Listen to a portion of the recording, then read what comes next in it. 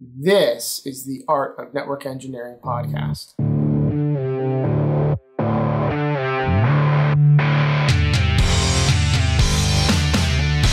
this podcast, we'll explore tools, technologies, and talented people. We aim to bring you information that will expand your skill sets and toolbox and share the stories of fellow network engineers. Welcome back to another episode of the Art of Network Engineering. I am AJ Murray at NoBlankyBlanky on Twitter, and tonight I am joined by Tim Bertino at Tim Bertino. Tim, how are you? Doing good, AJ. So good to see you, my friend. Likewise, hope you're doing well. You know, we've been having a fair amount of episodes around security and cybersecurity lately, and I've found that that's kind of where I've been drawn lately. I mean, you know me, I've tried to lean into being more broad in skill sets and more rounded versus digging deep into one specific thing. But this past year, I've been digging more into security. I did the Security Plus. I've been doing the Cisco Rev Up to Research that's around cybersecurity right now. And I'll tell you what, recent guest we had, John Breath, talked about how even if you're not specializing in cybersecurity as an IT professional, I like how he put it. He said, really anybody in IT, and not even just IT, in the entire organization, you can see them as being part of the blue team because, you know, cybersecurity is really part of, it's everybody's job in one facet or another, even if you're not specializing it. So it's been fun. I've really been leaning into it. I mean, anything that I do, I try to think and look at from a lens of cybersecurity. So it's been fun. What's up with you lately? Well, I agree with you. We've been doing a lot of cybersecurity stuff lately. Security should be front of mind. As we record this episode, there was a huge breach in Cisco iOS XE. If you are running the web page that's hosted on the router for management, there is a CVE out there that an attacker, and it has been found to be used in the wild already. So somebody can take over, create a privileged 15 account through that web authentication portal, and then log into the router and do all sorts of crazy stuff to it. So that was just announced yesterday. So go disable HTTP and HTTPS if you haven't already. Yeah, if you CVSS of 10.0. Yeah, it's very, very severe. So yeah, I mean, you're right. Like we might not all have the title of cybersecurity architect or security engineer or anything like that, but everything we do, we got to be security minded, right? Like everything that I do for all my customers, we have basic best practices as far as security goes. Because we don't want to leave the obvious stuff out there, right? Like we don't need a switch that we put into service for a customer to get obviously pwned for silly reasons. So these are fun conversations, and I definitely learned a lot from John, and I think we're going to learn a lot from our guest this evening. Outside of that, it's mid-October as we record this episode. I'm sure it'll hit maybe in December, maybe January, and we'll be freezing our boots off. But no, it's been good. I like this season's changing. It's really nice up here in Vermont. I was going to say, you're probably in one of the best places on the planet at this time of the year. So, and you only know that because you were here. Because I was there. Yeah.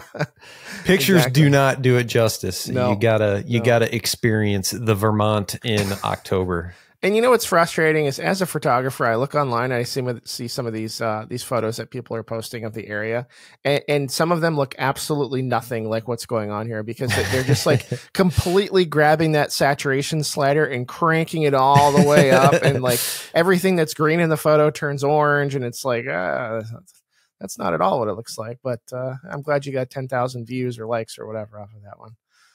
But I digress. So yeah, as Tim said, we have another security focused guest this evening. I'm very excited to welcome Brian to the show. He is an enterprise architect for a very large company here in the U.S.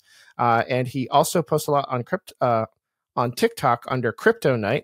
And I saw a lot of his TikToks around management and how he's handled certain situations. And he posts, of course, very heavy tech content stuff as well. And I just felt like it was a great match. So Brian, welcome to the show. Thanks for joining us.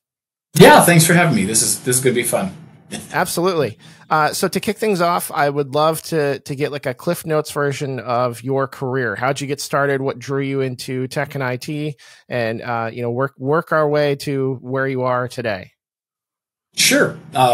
For context, I'm in my mid-50s, so kind of hitting the backside of that slope.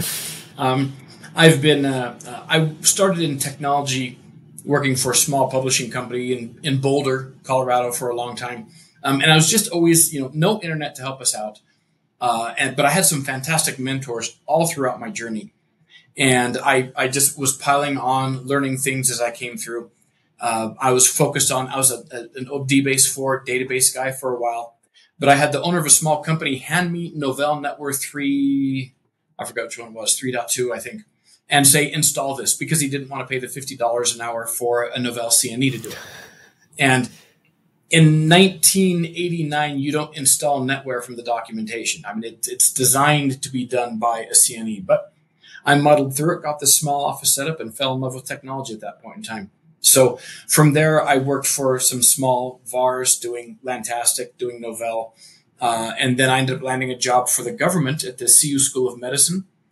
Did networking and Novell there for a while, and then really progressed and just kept on chugging away, doing the, what it now feels commonplace, back then wasn't, which is changing jobs every 2-3 years.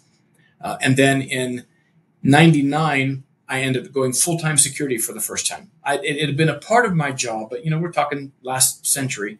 So security wasn't a thing in and of its own, but I got an opportunity to go work for Level 3 Communications. So big internet provider that was starting to come online, backbone provider. We hadn't built our network yet. I was a fairly early employee since they started in 98, and I was there at the very beginning of 99. And worked my way through up engineering, and eventually was the manager of security engineering. Working for people. I guess I won't name any other people there because they might not appreciate it. My boss there was very big about not ever getting his picture taken. But he's the kind of guy that would be mentioned in Frack and 2600, generally not in a positive way, because he tended to get people in trouble. He was the ultimate white hat. And then after that, I got kind of tired of managing. I wasn't a good manager, I don't think. And then so I just went and did consulting for a while. I had been at Level 3 for 7 years and decided I needed to see, you get used to how your company does business, right? And I'm like, when I'm talking to these other companies, when we're making these companies give us their security stuff, are they doing what they say they're doing? So I went and worked for a consulting company and went and found out that other companies, by and large, are lying through their teeth about their security as well. And that gave me comfort, unfortunately. And then from there, my career took off. I took a contracting job at Denver International Airport. They had just had a data breach. Someone drove away with 30 some odd thousand credit card numbers. And I was part of the 11th hour team to get them online. I was just a documentation, done managing, just let me write policies. But then someone created a problem, and I, for better or for worse, demonstrated my technical prowess at that time. And the CIO is like, why are you a contractor and why are you writing documentation? So he brought me on board full time. And then within a year, he made me the chief IT security officer because he realized how much experience I actually had. He didn't realize I was just hiding from the world at that point in time. And then I think 2 years later, he made me I was the first chief information security officer for Denver International Airport, which is a division of the city and county of Denver. So the first one for the city, at the city and county of Denver, not for the city and county of Denver. And then after that, I was recruited into an internet startup that eventually was bought by Oracle. I was the head of security for that organization and for that arm of Oracle. And then we hired my replacement because I was having some issues with my boss. Say it kind of like that. We had different visions for security. And so eventually I, basically gave him a year's notice. And then so a year later, I'm like, I'm going to take 9 months off. I'm just, again, back to I'm done with all of this. I'd had a team of like 22 people at Oracle. And then after about 2 weeks, I got a call from a recruiter, different story, but I got a call from a recruiter and he said, do you want to take a job at this energy company? And I'm like, what is it? He said, well, they're looking for an architect, but this is just an engineering position. I'm like, no, I'm going to take 9 months off. He's like, it's a good thing you don't want to do it. It's a shit show anyway. And I'm like, okay, tell me more. So what this energy company had done is their base was in Houston, okay? And they made the conscious choice to move their base from Houston to Denver because in their mind, if they stayed in Houston, they were going to continue to get the same old school energy people working for them. And they viewed Denver as an innovation hub. Although at the end of the day, I think we decided the CEO just liked Denver. So this whole story I'm saying, I think really falls down to CEO just preferred Denver. But they moved it to Denver, and myself and most of my teammates and my boss and other people did not come from this industry. We were coming from all kinds of other ones, software development, stuff like that. And that ended up being really good for us because we're innovating the crap out of this place when it's, it's probably a 100-year-old company, and now we're innovating because we're not stuck into the idea of oil and gas. And like, as I told you guys before the show, they hired me eventually as the architect. I'm engineering for a month, and he's like, why the hell you're an engineer? Do you want to apply for the architect position? I'm like, that's the only reason I showed up. Yes, actually was to apply for the architect position. Oh, so my point this is how I work. My apologies. When they moved from Houston to Denver, they lost all their team. All the security people quit. Most of the tech people quit. And that was kind of by design. But the shit show the contractor had talked about was the fact, you're walking in, there's like 2 people there where there used to be a much bigger team. So you're walking into a shit show. And that got me excited because what I did at the internet startup and what I did at DIA was that gave me opportunities to build my own team. And that's my happy place. So managed to build my own team. I've got a fantastic team here. And then after a couple of years here, they asked me if I would take a leadership position because we had some other teams that they felt could benefit from my leadership style. So I started doing that a year ago. So now I own what we call digital security. I own network engineering and architecture, and cloud engineering and architecture. And we have I also own operations, but we also have a separate application operations team that I don't own. So I don't own the whole ball of wax, but my team is called infrastructure. All right. I love the story here because I've also worked at a place that was an absolute shit show and then helped it recover, restore, build the right team, get the right people in and get things going in the right direction again. And there's something just really, really fun about that. And so I will be looking for another one of those opportunities later on in my career for sure. But I want to just go back to the Denver International Airport incident that you were talking about to get some clarification. So you said you were working there as a contractor, but it sounds like you were there as a contractor before the incident happened. You weren't brought on. No, I was brought on at the 11th hour. So incident has happened at the beginning of 2006. Okay. The super short story of that is someone was fired and one of their jobs was to take the tapes to Iron Mountain.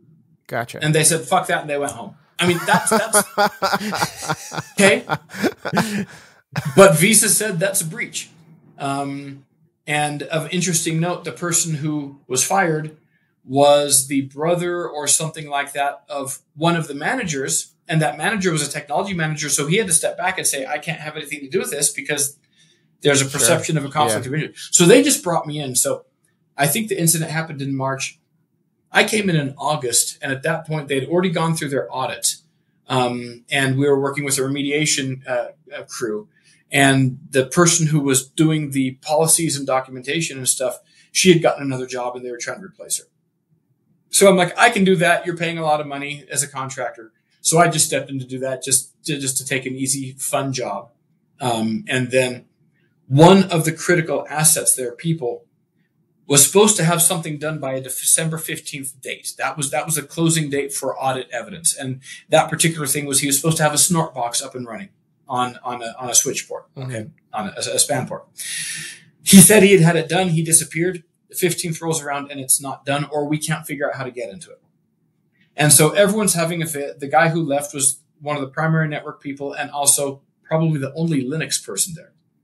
And so I'm like, I actually know this stuff fairly well. So I went in, booted, into single user mode, overwrote the password, booted the Linux box up, found out he had actually not done anything. There was none of the fiber interfaces were configured. Basically nothing was done.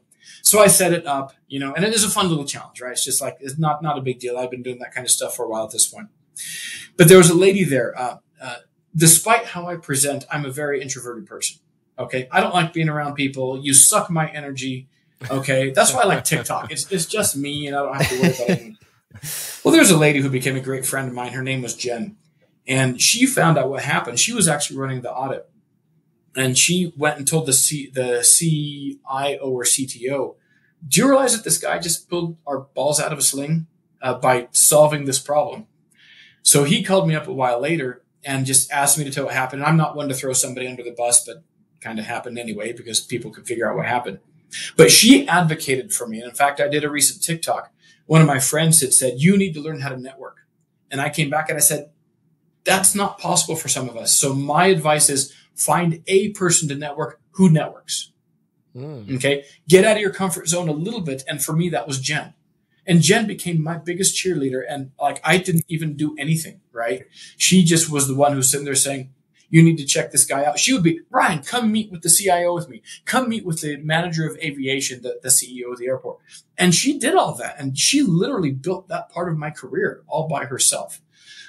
So ever since then, it's been me returning the favor. You know, I've got some people who work for me. I hate the must be a good communicator, must know how to talk to executives, I hate those requirements in job descriptions. No, I'll take care of that for you. Give me someone who hates talking to people, does their job well, and I'll be the interface. And if you can talk well to people, bonus, but not required. So I get insanely good people working for me because I have reasonable requirements.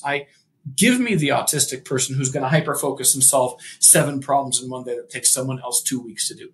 I'll take that person, even if they're a little bit clumsy about talking, and it served me well. I didn't know what I was doing for a long time. I didn't know that's the path I was taking, but that's kind of where it ended up being. So the breach happens. I helped get them. I pivoted. I helped get them out of that breach at that time. And then that led to, with Jen's help, promoting me, eventually becoming the CISO. But yeah, the breach actually predated me by 4, 5, 6 months. Interesting. All right. So I really like something that you touched on here, because in the past, when we talk about some of the important skills that you should have, clearly communicating, articulating your point, being able to address a wider audience, be it, technical, non-technical, leadership, or whatever, we've kind of espoused that. But you brought up a really good point. Like, don't go do those things. Find someone that can do it for you. Like subcontract that part out, right? Absolutely. And that's a really cool approach. I think it goes back to something that we've talked about multiple times and had multiple guests talk about it too. And it's, rather than spending your entire life trying to shore up weaknesses, lean into what your strengths are and build a team around people, or build a team of people around you based on strengths that you need, in play to people's strengths versus trying to get them to constantly shore up weaknesses. Right. We had one person when I was at Oracle. God, I hope she doesn't see this, but I think she's heard me tell this story. We needed someone to kind of kickstart our operations team. Okay. And we interviewed this person who was actually the daughter of another employee there. Okay. So I admit I had a slight bias. It's not what you know, but who you know sometimes. Okay. Mm-hmm. But I also am not going to hire someone just to hire them. Okay. But maybe that means I'm finding a reason. So we interviewed her, and there's a guy that I work with. He helped me interview her along with some others. I'm going to call him Dave because that's his name. And we interviewed her, and afterwards we're like, that was the worst interview. This is a young lady, very introverted, and, just not a communicator. And we're sitting there thinking, but man, how important is that role? How important is that communication side? It's like, well, it's a security operations person, possibly a manager. How important is that? And I'm like, I'm willing to take a chance. And that opened up the world for us because she's nervous in an interview. She was, 25, 27 years old. Mm-hmm. Okay. So now she was nervous in the interview. She comes out, she's got the greatest personality. She's a very not bubbly person, but a very positive person. She's good person to be around. And she ended up managing some people, and she ended up being an absolute win. And that was because I took that people side of it off the table. Okay, I'm going to give her the fact that she interviewed like crap. And oh my gosh, what a game changer. Now, you can still interview like crap and not get the job because obviously someone demonstrates those people skills. That can be a tiebreaker. But that's not the requirement unless your job requires it. And there are some of those, but not a whole hell of a lot of ones that I have are going to require that. I love it. Yeah. I think we've got a very large onion we need to peel back here. So, and that is the onion that is IT management. So I think a lot of us see, I obviously don't know numbers or anything like that. I think a lot of us see that many IT professionals see that the natural part of progression of their careers, if they're technical for a while and they want to move up or they want more money, whatever, is that they need to jump into management. Now, you have been somebody who was highly technical for a long period of time, and then I don't want to say shifted into management, because it seems like in multiple roles that you've had where you've led teams, you've also kept your hands on the keyboard, you've stayed technical. So first off, how important do you think it is for a manager, an IT manager who maybe was technical, to remain technical? And how hard is it to do that? How do you find that balance of management and keeping technical skill sets? That's a huge onion. So I'm going to talk to a couple of parts of that. So the first one, it is important not to be technical. Okay. And the context of that is, and this is something that I have to work with my current leaders and the previous leaders that I've had. Often the leaders we get in technology are the best at what they do. This guy is your cloud god, and he becomes the manager because he's the resource. This lady over here, she is the ops specialist. She understands our SIEM tool better than anyone else, and she becomes the team lead and probably a manager. This is something I learned from Denver International Airport and from the city and county of Denver's manager training, which was the best training I've ever got. It just blows me away that it was that good. But they said that your obligation is to grow your people and to step out of their way. So basically, sure, I might have once, as a manager, been the fastest person to solve this problem. But very rarely do we need the fastest person to solve it. We need to shore someone else's skills up so they can do it. But I have to stay current enough that no one's going to blow, don't want to mix metaphors, no one's going to blow smoke up my snow over my eyes. See, whatever it is, I need to understand the conversation. So I am constantly studying, but I'm now one step away from the keyboard. And that is mostly for my team. Okay, I do my technical stuff at home. I just bought another computer off of Amazon because I wanted a physical lab that's under my desk to actually to do some threat management stuff. But it is important to step away from the keyboard for your team, because I've had leaders who say, I can just do it. Just let me do this. Let me do this right now, especially in a remote working environment where they're not looking over your shoulder and you probably haven't set up a camera on your freaking keyboard. You owe it to them to get out of their way. Now, one interesting thing, at DIA, when they were picking the CISO, they had two people that they could choose from. One was myself, I was the chief IT security officer, one of the managers, and we were combining IT security and network security into one under the new CISO. Okay. So I owned this group, and then there was another group where their boss had left and became the CISO of the state of Colorado. So when they combined them, it's like, well, do we give that to Brian or do we give it to the other runner-up candidate? This guy was a pure manager. His skill was managing people. Knowing what I know now, I wouldn't have had a problem with that. I now concede that management is a skill because I've had not good managers. Okay. But at that point in time, the argument that I gave that actually won is that the team does not respect an unskilled manager. And that has actually been my experience. When you're talking the security, the network, the infrastructure guys, the hyper technical people, the developers, they tend not to respect a manager who hasn't been where they've been. And ultimately, that was my selling point to DIA management. And interestingly, they weren't worried about elevating me above the other teammates, because that's a normal worry, right? For some reason, I don't recall that being an issue, but it was simply, why would you be the best? And I'm not, because I've been there and I know when to step back. And thankfully, that was the right argument, and I think that helped. So it is, again, about stepping back from them a little bit, giving them the technical lead. That's also the best way to show them appreciation. You got a bomb network gal working for you. You're not going to take her away from that keyboard. You want her to feel the appreciation and the accomplishment, right? Why would I steal that from someone?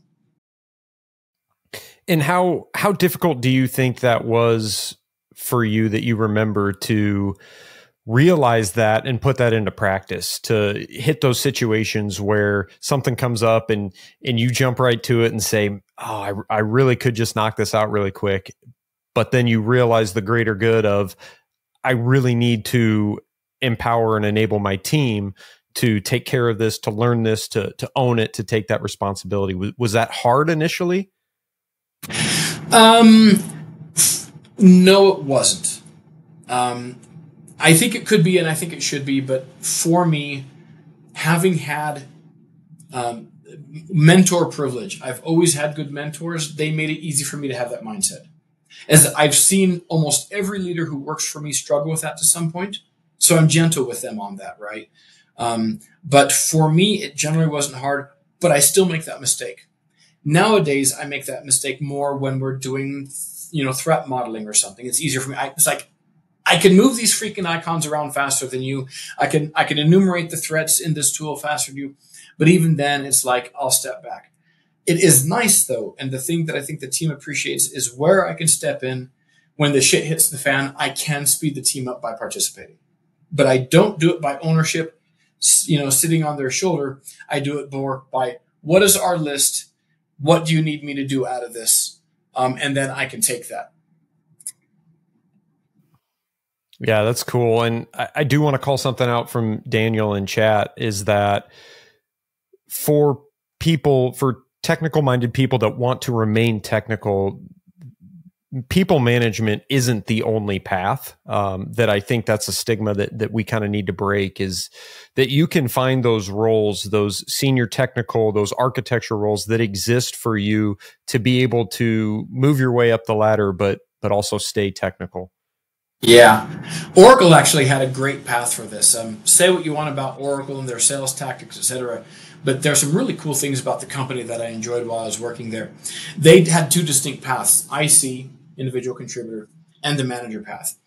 And the IC path, keep in mind that Larry Ellison, he's an architect, okay? He had the utmost respect for people who were architects and engineers, so he wanted to ensure that you had that parallel path. So I think it was an IC5 was an architect, and that was the equivalent of a director. Okay. And a senior architect was the equivalent of a senior director, et cetera. So you could go the architect path. You're in the same pay. Everything else is pretty much the same. You don't have any direct reports.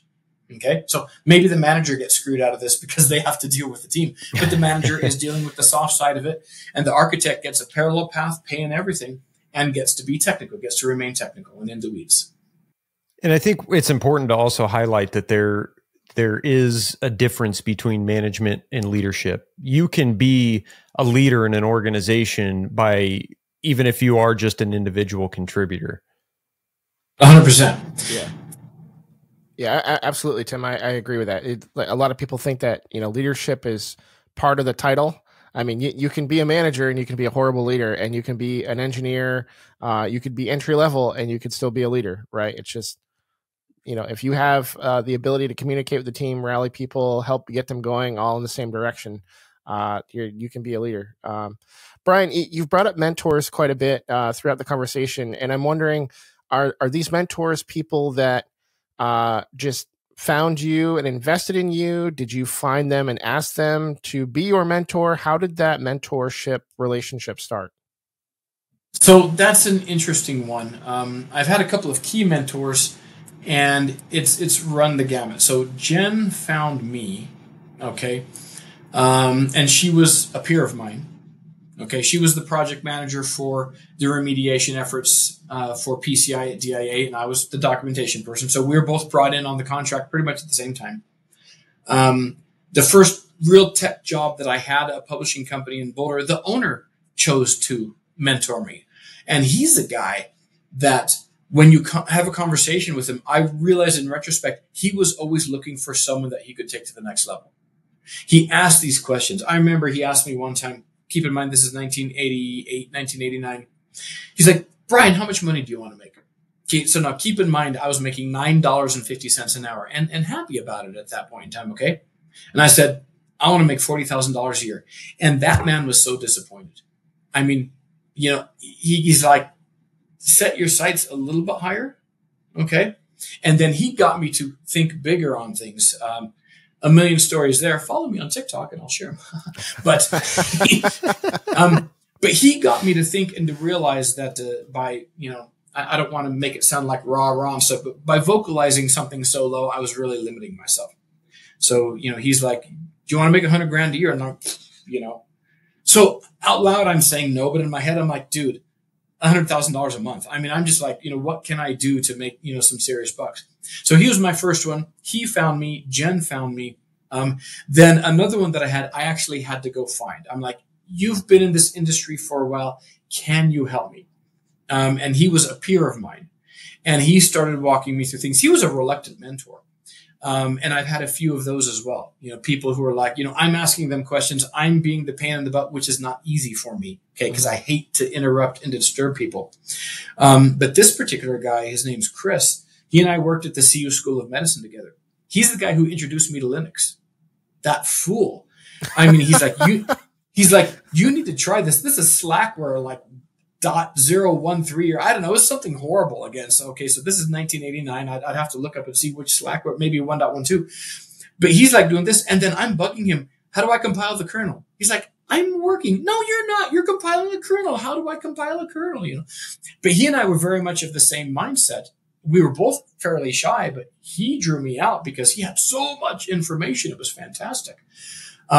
So my mentors generally, it's been a 50-50, me picking them and them picking me. I get literally 5 requests a week for someone to mentor me in my TikTok DMs. I'm full. Okay. I just, follow me. I recommend other people these guys need to follow to get a lot of the same information. But man, every now and then someone tells me a story. I'm like, okay, do I have room for a 7th person? I can't. So I have a couple of people where once a month we'll talk. They'll ask me questions on LinkedIn and I'll give them a little bit of time there. But that's fairly key, but it's not necessary your whole life. It's when you need to pivot is one of the biggest things. Pivot up, pivot sideways, or if you're not getting the results you expect, someone who's going to give you honest feedback. Having your boss as a mentor is rough. I'm kind of mentoring 2 of the people who work for me. They were some of the people that were brought underneath me to resolve some issues. And I kind of had to slow down the mentoring because now I can't be as brutally honest with them. When we were peers, it was easy. I can say, you want to be a director and that's your attitude. That doesn't work. Well, now as a boss, it's like, I got to walk a little bit of a different line with them. Right. But they're both asking me to continue to be brutally honest with them. So as long as they do, I will. And then there's anti-mentors. There have been a number of people in my career where I will learn at someone else's expense and say, I do not like how this person manages. This person makes commitments and breaks them. This person does not like doing certain things. And I even have to shine that at myself. I hate employee events. Hey, we're going for drinks afterwards. You want to go? No, I have a beautiful wife at home and an Xbox. Why the hell would I want to hang out with you guys? But I have to tell myself, okay, and when I get home, my wife's like, so how'd your work go? Good. Everyone's over at Rocky Mountain, whatever. And she'll be like, why aren't you with them? I'm like, I don't do that. And so she's made me promise to socialize. So it's showing my face, But now that I have like 9 direct reports and 50 people who work for me, it's like, okay. And I tell them, if you end up not showing up to the party, I'm fine with that. I'm fine because they're all kind of like me. They'll show up. Hey, I made an appearance here. All right. How you guys doing? All right. This has been really fun. This is exciting. That's great. Oh man, this is such a fun conversation. I'm trying to figure out where I want to go next with it. You've talked a lot about like conflict management, and I think that's something that isn't like taught in school, and I think it's something that younger people have a harder time wrapping their head around. You're going to work with people that just completely rub you the wrong way, that work differently than you do. What are some tactics, recommendations? Can people educate themselves on how to deal with these kinds of things? Let's dive into that a little bit. Okay. First, I'm going to talk to the leaders out there. Okay. So for as much as I like working with people, et cetera, every quarter I have a meeting with my teams. I haven't done it this quarter. Every other quarter I have a meeting with my teams where I talk about team norms, things I expect. Okay. I don't care if you work 8 to 5. The company does, but I don't. Okay. Get your job done. But if you're not here by 9 o'clock and you're leaving before 4, I at least need to know, and me knowing means block it off in your calendar. The worst thing is for me to check and say, oh, hey, Steve should be here. And his calendar says he's not busy and I have nowhere to find him. Okay. So communicating with me, that's number one. The biggest thing I say, though, is none of us get paid enough to have a bad day or to deal with shitty coworkers. So my promises to my team are, if there is someone who's consistently rubbing everyone the wrong way, I will punt them so fast it'll make your head spin. I absolutely will get rid of someone, no matter how good they are, if I think that they aren't benefiting the team. And so that's my leadership conversation. But that doesn't do you any good if you're one of the people who's been rubbed poorly by one of your peers. Okay, that doesn't help you get through that. So I want to talk about the leadership side of that first. I have been a big proponent ever since I discovered it existed about the personality type stuff, anything from the Myers-Briggs type indicator to DISC, personality tree. There are a number of these. I've always loved them. MBTI, Myers-Briggs type indicator, has been shown to be kind of an element of BS. The lady who did it was pseudoscience behind it, and yet it's true. Okay, and yet whatever they came up with, I find incredibly valuable. I like DISC, D-I-S-C. Don't know anything else about it, but I know where I am on the wheel. And I love the idea of when you understand personality things and you're in a half-day meeting, that explains a lot of the conversations that you have. And more often than not, the person who rubs you the wrong way, it's how they are. It's not what they're thinking. It's not on you. And for 20 years, I was a true believer in these things. This person is on the C side of things. Okay. They are the technical person who just wants to be logical and focus on things.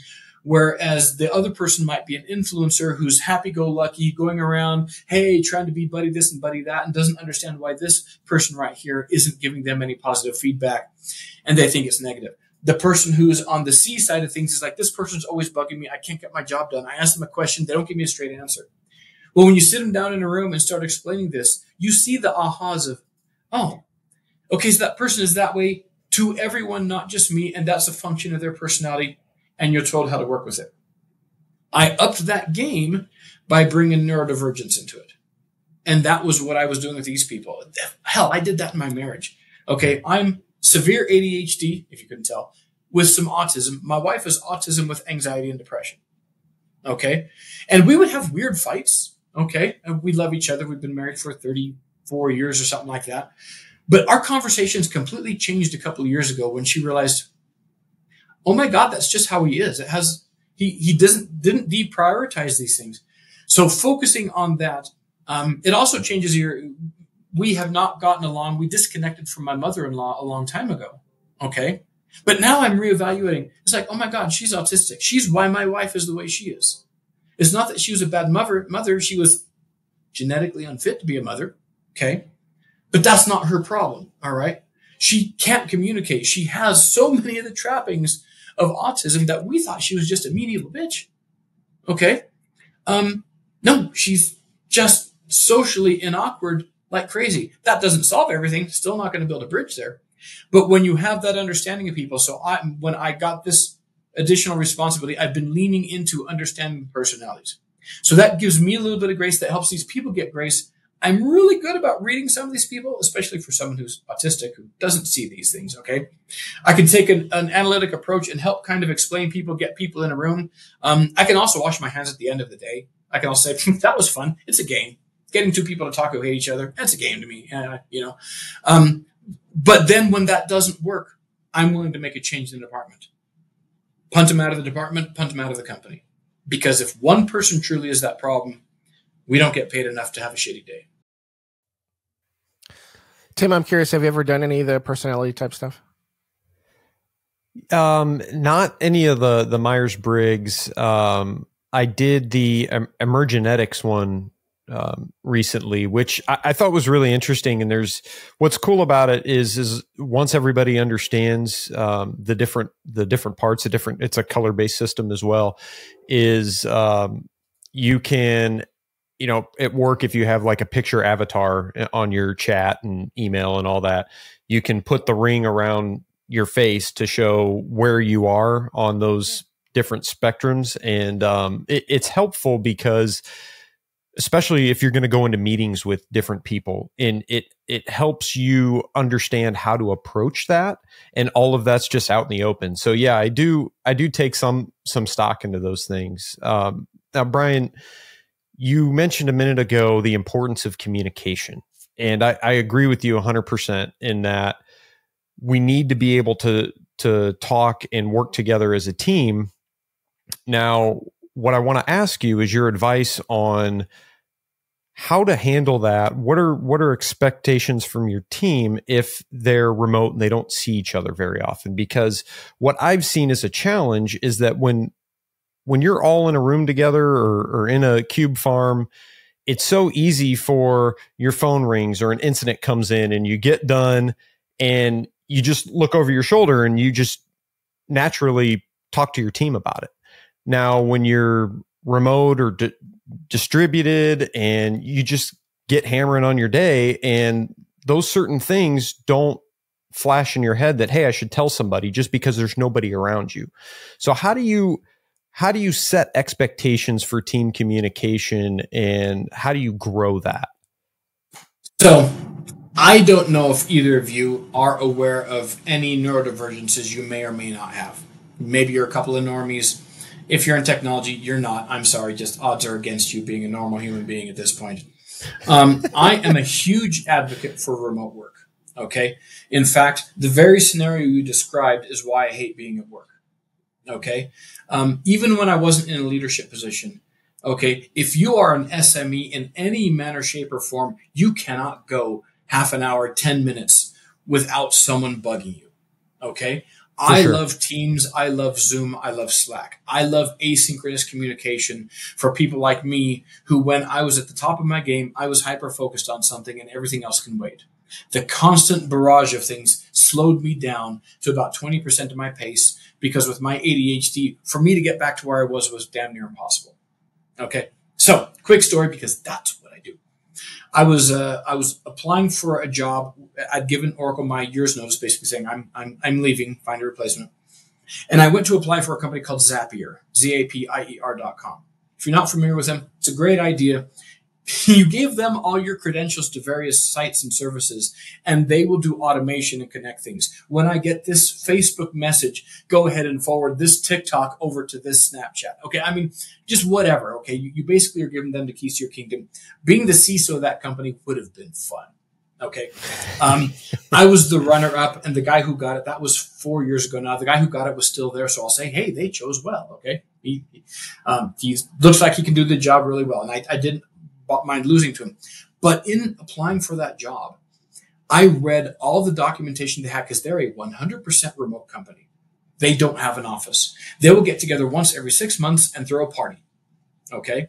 I don't remember how big they are, but I was reading about the things they do for remote work, and it just completely opened my eyes. This is pre-pandemic. Okay. This is 9 months before the pandemic hit. And one of the things I read changed how I worked at Oracle. So half of my team was in Denver, half of my team was remote. Okay. And what I started, you realize that here's a typical meeting. Okay. We come into the thing. Hey, someone brought in donuts. We're chit chatting. We go ahead and dial in. We bring everyone in, and then we get quiet. Okay. These people, they all missed half the conversation, and they missed some of the benefits of what you're talking about. So what Zapier's model was, treat everyone as remote. So I started, and plus at Oracle, it was impossible to find a conference room anyway. So every meeting I had, we made it remote. You're going to sit at your desk, and if you and I are at desks next to each other, one of us is going to go to a huddle room, okay? And none of us are going to be in proximity for these meetings. And by setting everyone at the same baseline, oh my gosh, that increased everything for us. It increased communication. There were no more side conversations. Everything was in these asynchronous means, like Teams and Slack. I think we were a Slack shop at that point in time. Okay. And things started to get so much better. No one felt isolated. Okay. And what we also found is, because I was enforcing that, people started sharing their screens and doing a little bit of teaming a little bit better. Hey, I haven't done this. Can we go ahead and share a screen? Okay. Put the headset on, working together. So that was a game changer, learning how this company managed to do an entire remote work thing for everybody. And this is before I had any idea how much I needed it. It wasn't until I was forced at home that I realized, oh my God, I'm much more productive than I could be. So I literally, Zapier is the best job that I never got. Yeah, I really like that. The whole concept of leveling the playing field, making a conscious effort to level the playing field makes a ton of sense. And I totally understand where you're coming from on the remote work side. When pandemic started and everybody went home, one of the first things I noticed was that when you were in the office and people would just see you or know you were there, and there would be stop and chat after stop and chat, when everybody got distributed and was working from home, the communications via texting and instant message and phone calls, I noticed that those conversations, those methods were a lot more direct, and there wasn't a lot of just fluff and extra, and people got to the point. And I think that there's a lot to be said for that, especially people, like you said, that are those subject matter experts that need that deep work time. Where what's great about that asynchronous communication is that, and that's, I think, something that at the management and the leadership level needs to be, I don't want to say enforced, but at least highly encouraged, that yes, it's called instant message, but that doesn't necessarily mean it has to be answered instantly. It is usually my case. Now, like you said, there's balance to everything. You don't want to have somebody that, it's 10 o'clock in the morning and you're getting zero response and you have no idea what they're doing. You can't have that. But I just think you've brought up multiple times where setting expectations is important as a leader. And I agree with that 100%. Yeah, I'm a big thinker outside the box. And part of that is I'm a big believer in telling people where the fucking box is so that they know when they're thinking outside of it. And that includes organizations, expectations, etc. Here's the box. Do with it what you will. That's great. Oh, I love it. I love it. Let's kind of pivot a little bit. You are on TikTok. You have quite a few followers. What kind of inspired you to start the TikTok, and why do you do it? So here's what's horrible. I got on TikTok because I wanted to be funny. One of my bucket list is to be a stand-up comedian. Okay, all right. And not going to happen. Okay, just not going to happen. When your friends laugh at your jokes, you realize that's not real life. Okay, but I did that trying, and I would do, I did the snarky route for a while, stitching people and stuff like that. My first viral video, which is still growing now, it's amazing, was a conspiracy theory about Denver International Airport. Okay, it's now hit 1 million views, but it was viral at 250,000 to me. And I'm like, oh my God, I got 8,000 followers from that video. Every single one of them a far right-wing conspiracy nut or a far left-wing conspiracy nut. All right. It's like, okay, I fed the troll. I mean, that video fed every single one of these. Yeah. So then it's like spending the next 2 years pruning that from my list. That's unfair to say. So that got me those followers. And then, so that was interesting. So I started telling and it blows me away. That's like a 1.5 minute long story. Who the hell watches long TikToks? Well, if you follow me now, everything I do is 2, 3, 4 minutes. I'm like, who's watching him? I wouldn't watch me. Why are you watching me? I can't even stand to watch mine to correct the subtitles. I get halfway through, I'm like, I'm bored. And I just finish it off and send it because I don't have that kind of attention span. And then it was literally, and then I had another one go viral, which is just a rant about people who stop in the middle of entryways and decide that's the place to have a conversation. Okay. And then everyone's like, oh my God, how stupid are people? And right around that time, we started having an understanding. I called the pandemic the best 2 years of my life so far. Okay. Because fuck all you. All right. I've enjoyed that. But we started to understand a little bit about what was driving us personality-wise, neurodivergent-wise, my wife, myself, my family, my kids, pretty much everyone. Oh, my God, when I learned my dad, whatever. He'd walk into the house. I don't know why I'm bleeding. He had hyperfocus working in the garage on the car. He would cut himself and wouldn't know because he's too busy to notice that he's bleeding. It's like, what a weird dude. Love him. So eventually, it was last April, May, I had a couple of TikToks get a little bit of traction that were about neurodivergence and information security. And they created the beta program, and I had a video go kind of popular with like 30, 40,000 views. And it was funny to call out another TikToker. At that point, I think I had 12,000 followers. Okay. I'd slowly grown some, but in a year and a half since the DIA video, nothing. 4,000 more followers. And then someone followed me, and I did what I always do, which is I looked, he's generating current content. I followed him back. Okay. His handle is Colonel Dumb. Okay. Okay. So yeah. So I follow him back, and his comment was, wow, an influencer is following me. I'm like, influencer? Okay. Cause he had like 1,500 followers. Okay. And within the next month, he shot past me to 15,000, and I'm still at 12,000. And then he created a tracker that every hour says how many more followers he has than I have. So he was up to 6,000 more followers than I was. He hit 35,000. I've been creeping up. So now he only has 1,500 more. But that was just funny. Wow, I'm being followed by an influencer. Watch this. I'm going to leave the influencer in the dust, And so now we just give each other a lot of crap about that. But I grew largely because of influence of him and some of his friend group that he kind of brought along. And I saw that they were focused on just one or two topics, information security and whatever. So for me, it's been information security, general tech management, and neurodivergence. Mm-hmm. I have cut almost everything I have out of it. Every now and then I'll go what I call outside of my lane because I think I have enough followers to sustain it. Mm-hmm. And then that video gets 200 views and I'm like, well, shit, okay, still don't have enough followers to do something outside of my lane. But that is really what it was. And I found a lot of gratification, especially once the people started asking for mentorship, trying to guide some of that stuff. And there's a part of me that like to think that some leaders might actually watch me and decide that maybe they need to listen to what I'm saying. Okay. One of the more popular ones I had recently was when I went to something called the CIO CTO Roundtable. Okay. It's just an informal group of about 50 people. And some lady came up and she was talking about how she was the former CTO and CEO of a company. And she said, we need to get people back in the office. Society doesn't function. You cannot work. You think you don't need to be around people, but you need to be around people. And so after that, I sent the guy who founded a message and I said, no, I want my time to tell her otherwise, to say otherwise. I want the counter argument that I don't need to be around people. And at least 10% of the people in this world are that way. And if you're in tech, make it 75 to 90% of us are at least neurodivergent. Some of us need that communication. Some of us absolutely shun that. So it's not the same thing across all of us.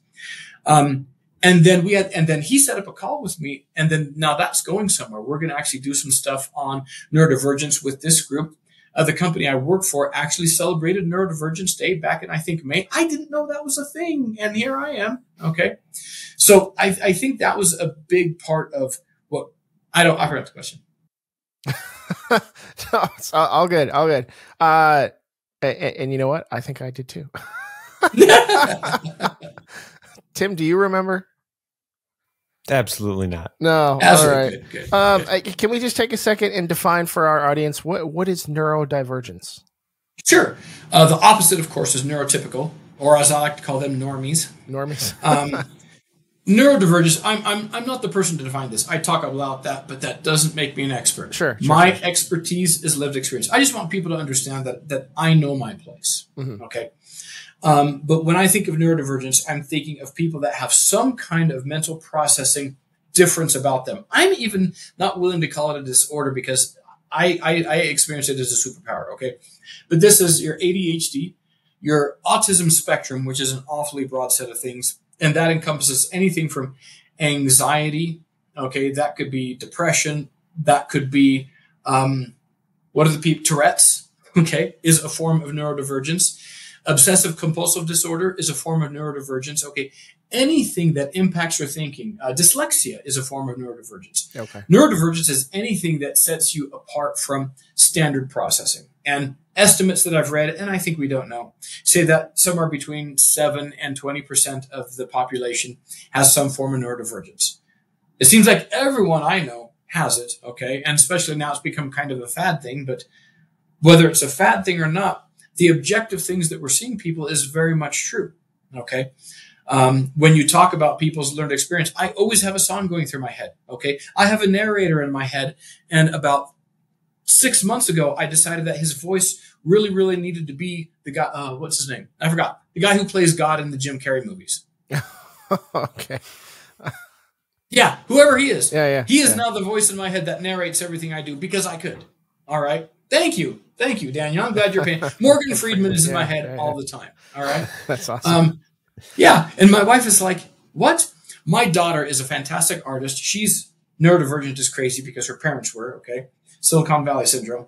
And yet she cannot picture things in her mind. I'm like, how do you draw? Interesting. You know, so I think that she can, and she's just too stupid to realize that she can. Okay. I don't know how else to say. She's a genius. So I call her stupid with love. But I think a lot of us is trying to understand how our brains are working and maybe not understanding other people's experiences with them. She has to be able to picture things in her head. And yet I know now that some people can't. I know that some people can't hear other people's voices. I can picture people's voices all day in my head. And in fact, I recently learned that not everyone can, though most people probably can. Okay. So if I can hear Morgan Freeman's voice, that sounds like something that would be required to do voice acting. So I created a separate TikTok account just to try to do voice acting to work with my voice. Since I can hear these voices in my head, I'm not saying I want to mimic them, but I'm learning to change it. And I'm also not putting my face on it because don't need to go there. I think there's a lot of power in that. I mean, if you aren't aware that you might be neurodivergent, or if somebody that you're working with is, and once you understand, and I don't want to say compensate, but work with, once you understand how to work with whatever it is that they have or are dealing with, there's just going to be a whole lot more success. Mm-hmm. Yeah, every now and then I'll do something. I do some speaking engagements of all sizes, and I'll do something really stupid. Just like while I'm waiting, I'll just start going do do do do do do do do do do do do do. See, no, I can't hum. You got that? I'm barely in tune. But man, I'll get every generation and say, I've got popcorn going through my head now because of you. I'm like, welcome to the club. All right, that's awesome. That's great. Let me see. We're coming up on our hour here. What is there something that we should have asked you that we haven't covered yet before we run out of time? Sure. I think one thing that's worth talking a little bit about is how to get into tech and how to get into information security. Okay. So one of my favorite sayings, this is shamelessly self-quoting myself, it's not what you know, it's not who you know, it's what you know about whom, i.e. when you're a security guy and you know what that guy keeps in this weird folder. Okay.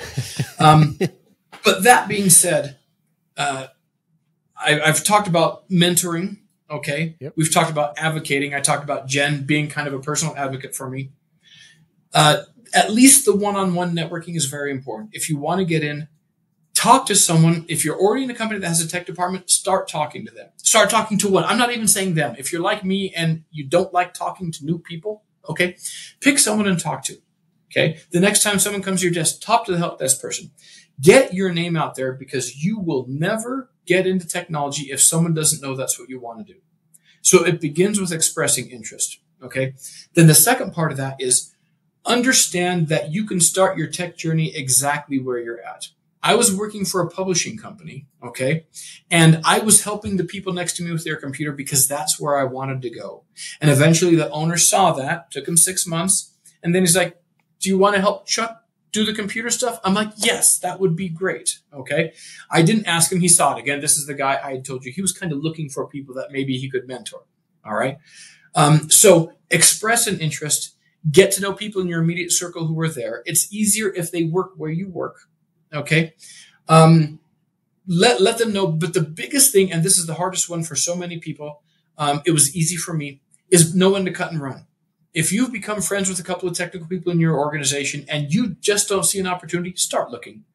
The thing that helps that is easier to get a job when you already have a job. There's no stress. You're more relaxed in interviews. You can have a good time with it.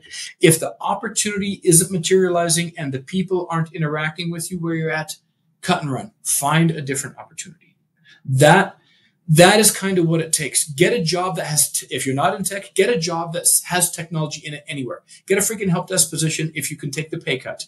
Do it for a year. It's on your resume. Double your pay at the next job. If you're already in technology, get good at something.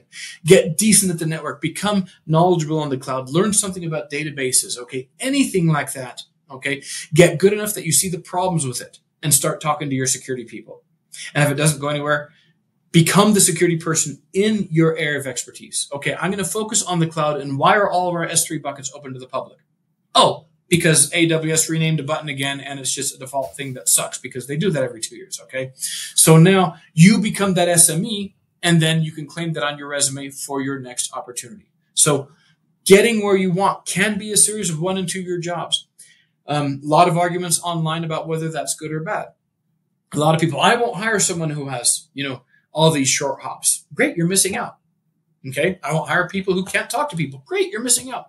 You will find the opportunities. And the last one is be willing to talk to people in resumes, be willing to apply for things. We all get nervous that if we don't get this exact one right, that we've burned a bridge and there are no more opportunities.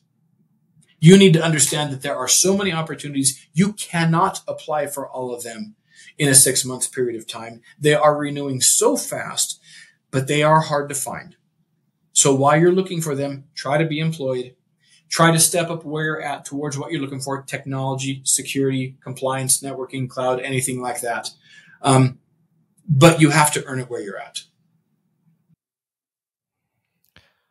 Ooh, there's just a ton right there. Brian, this has been a fantastic conversation. You have blown through this hour in record time. You've given so much great advice to our listeners. I hope our listeners are able to soak that all up. Some things that stick out for me are when you said that the leadership training that you got from the Denver International Airport stated you have an obligation as a manager to grow your people and step out of the way. More managers need to hear that, to live that. That was a fantastic quote, and that's going to stick with me for a while. I do want to recommend to our listeners, if you haven't taken the time to do any sort of the personality type indicator test, take the time, go do it. There's a lot of free ones out there. I'm going to drop links to several of them in the show notes. So take the time, check it out. If you're a manager, I would highly encourage you to do this as like a team project. Have everybody on the team go ahead and do it. And, like Brian kind of said, at first, it kind of sounds like a load of bull. It kind of sounds a little weird, but once you dive into it and you start to peel it back, you're like, wow, this really makes a lot of sense.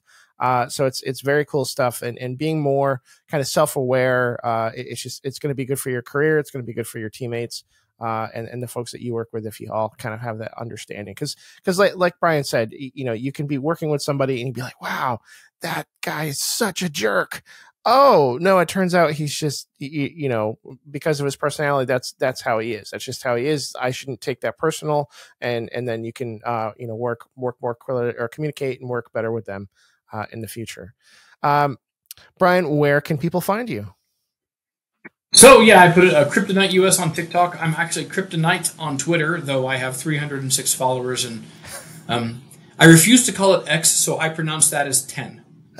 So okay, I'm on the 10 platform as CryptoKnight. Really, TikTok's the only platform. It's Twitter. Thank you. That's exactly right. I really don't do any other social media right now. I am on LinkedIn. My TikTok profile does have my LinkedIn handle. That's one way people can actually find out where I do work. So again, I'm not really trying to hide anything. But that's really it. I don't see myself moving to YouTube, Instagram, or anything like that, because this is just a fun side thing. I'm getting enough of an audience here. I don't feel the need to go out. I want to add one quick thing. Sure. With the DIA training. One of the things I've learned that I do in my marriage and in work, and this is part of our team norms, is always assume no harm intended. So when someone gives it, whether it's your wife, your spouse, your lover, or your coworker, hey, do this. Assume no harm intended. They might be in a hurry or whatever. Assume the same grace will come back to you. And we can work objectively on what was said. And that's why I love being a little bit neurodivergent. I miss some of the cues. I assume they're not there. I've told my boss, if you get mad at me, I'm not going to notice.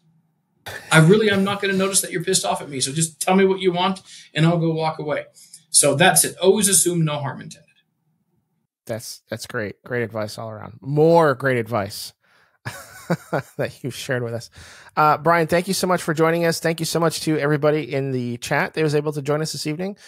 When we can, we do try to live stream the recording of our episodes. So make sure you're following us on Twitter. Make sure you're following us on TikTok. We recently started a TikTok account earlier this year. We don't have anywhere near the followers that Brian does. I think we're up to like 850, but we're getting there. We're starting to put some regular content out.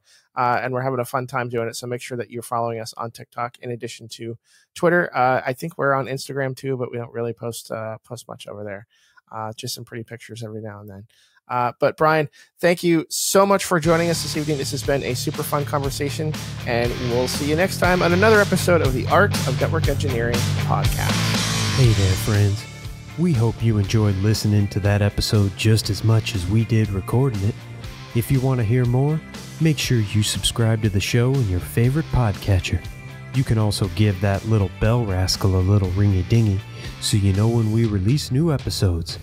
If you're social like we are, you can follow us on Twitter and Instagram. We are at Art of NetEng. That's Art of NETENG. You can also find us on that weaving web that is the internet at artofnetworkengineering.com. There you'll find our show notes and some blog articles from the hosts, guests, and other friends who just like getting their thoughts down on that virtual paper. Until next time, friends, thanks for listening.